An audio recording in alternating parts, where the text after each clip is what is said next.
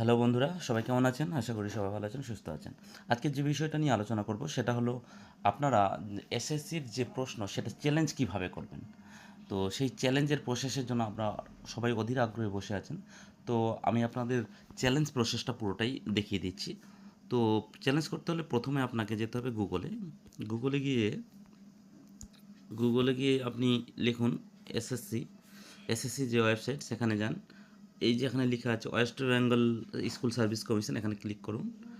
Click করার পরে আপনি অ্যাপ্লাই নাও যান, গিয়ে আপনার আইডি পাসওয়ার্ড দিয়ে দিন। ঠিক আছে, আপনার যে আইডি পাসওয়ার্ড যে আপনার কাছে থাকবে অবশ্যই।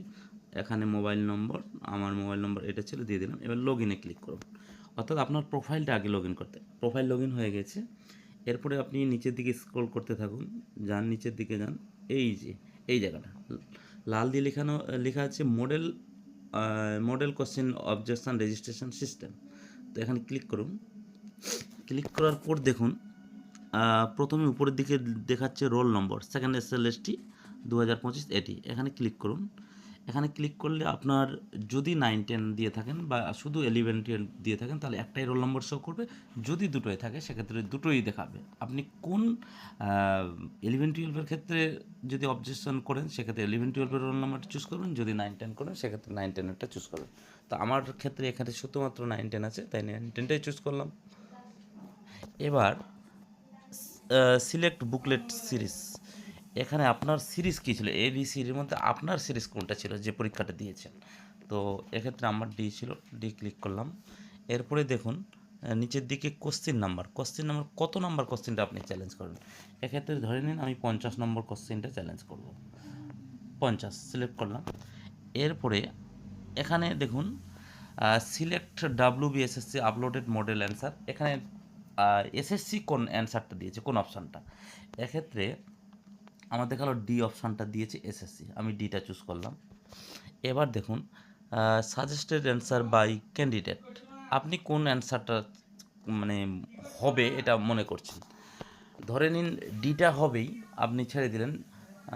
তো সে বা সিটাই হবে আপনার ক্ষেত্রে, দেখালো সি, তাহলে সি ক্লিক করবেন। দেখা গেলো নিচের দিকে আসুন, দেখুন নো অ্যান্সার ইজ কারেক্ট। এগুলোর মধ্যে কোনোটাই অ্যান্সার যদি কারেক্ট না হয় তাহলে এখানে ক্লিক করবেন।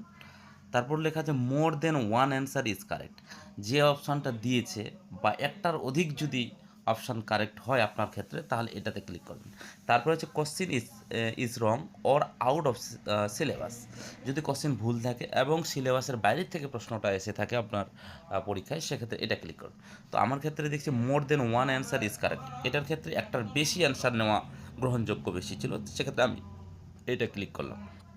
এবার দেখুন অ্যাড মোর কোশ্চেন যদি করা হয় তাহলে আপনি যদি দ্বিতীয় আরও কোনো কোশ্চেন থাকে সেক্ষেত্রে কিন্তু আপনি আবার সেম ওই question number, select answer, model answer কী দিয়েছেন এসএসসি সেটা সিলেক্ট করবেন, আপনার ক্ষেত্রে কোনটা অ্যান্সার ঠিক সেটা ক্লিক করুন। যদি একটাই প্রশ্ন চ্যালেঞ্জ করে থাকে তাহলে এক্ষেত্রে রিমুভ করে দিন, এটা দরকার নেই। এবার নিচে দেখুন সাবমিট অবজেকশন ক্লিক করুন। ক্লিক করার পর দেখবেন আপনার রোল নম্বরটা দেখাবে, তারপরে কোশ্চেন নম্বর,